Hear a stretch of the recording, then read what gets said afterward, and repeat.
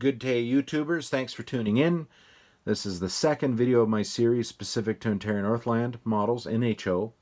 Last week we took a look at locomotives and cars as produced by Cox, and this week it will be Lionel HO. Lionel HO has an interesting history, and I will avoid getting into it here to any depth, as if I did I think my video would be much too long, and there does appear to be a lot of other information available online.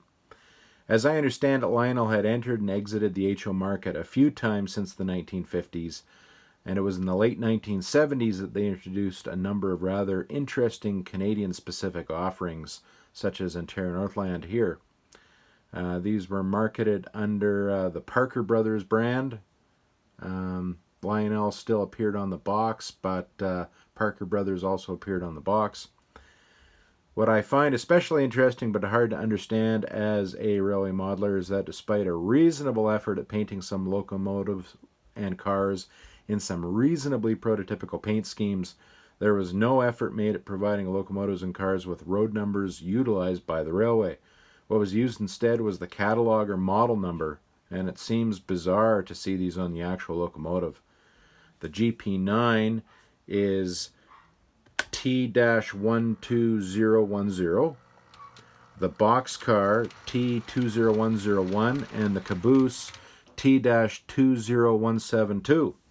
So the T at the beginning of each number there I find to be especially bizarre. This is not just specific to Ontario Northland models, but the entire Lionel Canadian model range. Based on what I can find online, it seems like these models were made available to the Canadian market somewhere between 1977 and 79. If someone out there has an actual copy of the Lionel HO catalogs from back in those days, it would be nice to hammer that out a little more accurately.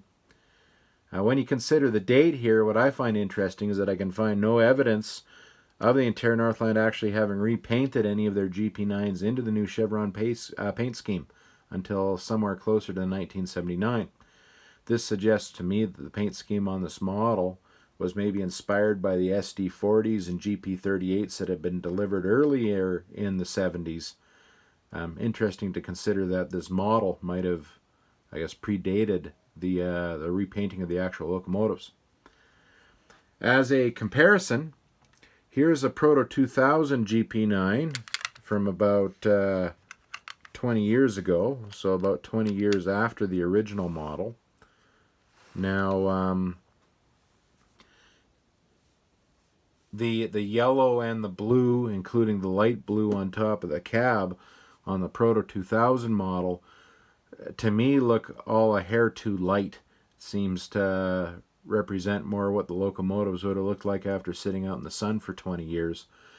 So the actual color scheme, not too bad all said and considered, but some of the details that you can see is the Proto 2000 model is accurate in having no dynamic brakes and the air reservoirs on the hood. The model here by Lionel HO has the dynamic brake blister, and Ontario Northland did not have any GP9s with dynamic brakes. On to the Boxcar. So the Ontario Northland did repaint some of their boxcars, the 40-foot boxcars, into the Chevron paint scheme. I can only find evidence of these repaints being specific to rebuilt boxcars, most of which feature the 8-foot door. This illustrates the narrower 6-foot door as per the original boxcar design. I assume that the lighter shade of yellow here is just a fact of that paint being applied to the darker blue body without great success. To illustrate a later model that's somewhat comparable to this is here is a roundhouse 40-foot boxcar. Again, not accurate in the fact that it still has a 6-foot door, but more accurate in regards to specifics on the paint scheme and, of course, the road numbering. And here, probably the best of the batch, a more recent offering from Athern. So this is a 40-foot boxcar. Again, it illustrates the yellow ends, but this illustrates the 8-foot door in place of the 6-foot door on the earlier Lionel model. I'll get into these boxcar details to much greater detail in a future video. Now the caboose is an interesting vision of what an Ontario Northland caboose might have looked like if repainted by the railway a little bit differently. The light blue on the cupola is